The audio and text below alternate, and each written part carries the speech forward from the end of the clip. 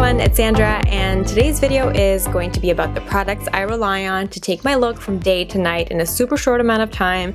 If I've been working all day and have plans afterwards, I like to take a little bit of time to refresh my look. Now, I have fine hair and it tends to go flat, especially in the front section, so I like to take a couple minutes and re-curl the front section to liven it up a little bit. This curling wand is awesome. It's 2 inches thick, which makes really nice loose waves if you have long hair, and it heats up super fast, so it's great if you are on a time crunch. I then take my favorite dry shampoo and go to town. I'm super excited to work with Klorane again for this video. They are a French botanical brand and we collaborated last year as well. They make the best dry shampoo. It's actually been my favorite ever since some of you recommended it to me in the comment section like 2 or 3 years ago now. It is so good. It's won a ton of awards. They're launching 2 new dry shampoos this month, available at drugstores across Canada. There's now an aerosol-free version of their classic oat milk dry shampoo. It's an ultra-fine unscented powder that you gently squeeze out of the bottle and apply to your hair. It's more environmentally friendly than using an aerosol can, and it's also great for travel. The other new launch is a tinted version of their dry shampoo with nettle.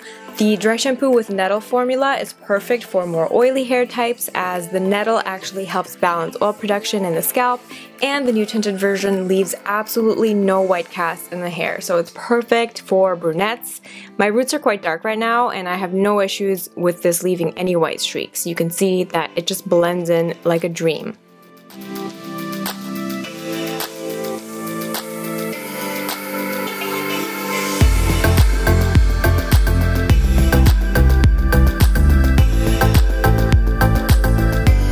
Now that we zhuzhed up the hair a bit, let's move on to makeup. I like to freshen up my base just in the area where it wears off the most throughout the day, so I don't do my whole face if I'm pressed for time. I just remove the makeup from under my eyes, around my nose, and chin. I'm using a little bit of L'Oreal Micellar water to do this.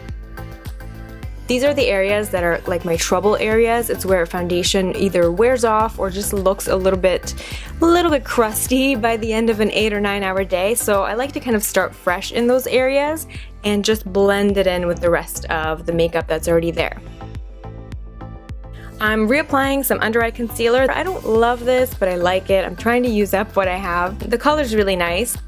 Nothing beats a freshly applied under eye area, no matter how long wearing a concealer is, how much I set it. It just always looks best when it's freshly applied. After blending in my under eye concealer with a damp Real Technique sponge, I like to take the Charlotte Tilbury Retoucher. This is the star of the show. This kind of marries the fresh concealer with the rest of the old makeup on my face. This is the best concealer for touch-ups. It also works really well over dry patches. It just glides on like a dream, never accentuates any texture. It has like a medium coverage. It's not a full coverage concealer, but it just has the most beautiful skin-like finish, and it just glides on over anything. It's so great to keep in your bag if you need something to touch up on the go. I do have a couple of spots that are more stubborn. I have some old acne scars that are still peeking through, so I'm just covering that up with a little bit of the NARS Soft Matte Complete Concealer, and the base is refreshed.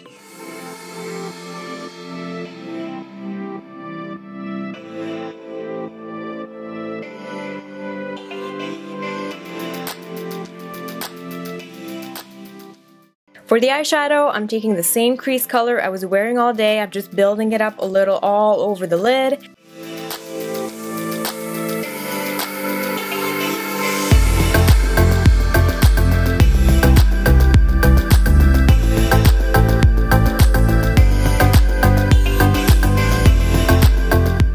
Then I'm taking the shade Cayenne from the same eyeshadow palette. This is the Urban Decay Naked Heat Palette. And I'm smoking out my lower lash line and outer corner just a little bit, just for a tiny little bit of definition.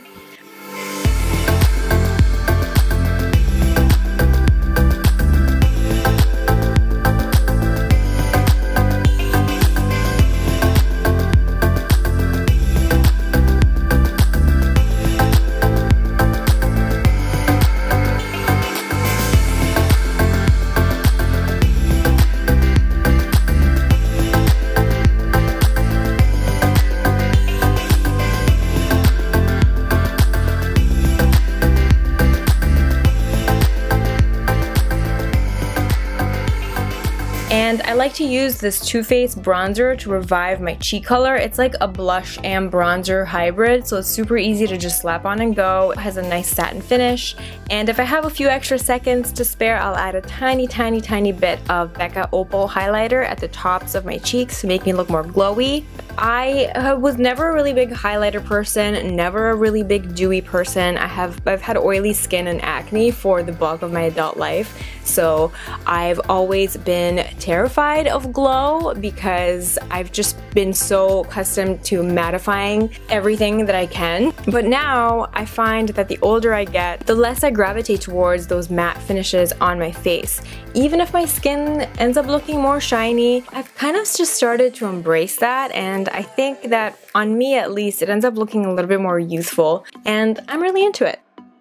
I usually do the lip in the car. Once I reach my destination, I either go super bold with a red lip or a nude. If I'm going out to dinner, I will go for the more sensible, my lips but better option, which is what I'm doing today.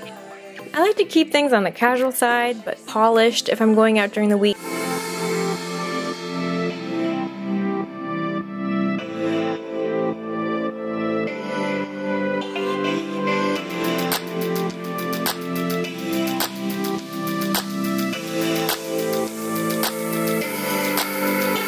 I'm just wearing a black cashmere sweater, black high-waisted jeans, and a camel-colored blazer from Rag & Bone.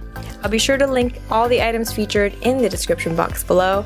Thank you so much for watching. I hope you're having an awesome day, and I'll see you next time. Bye!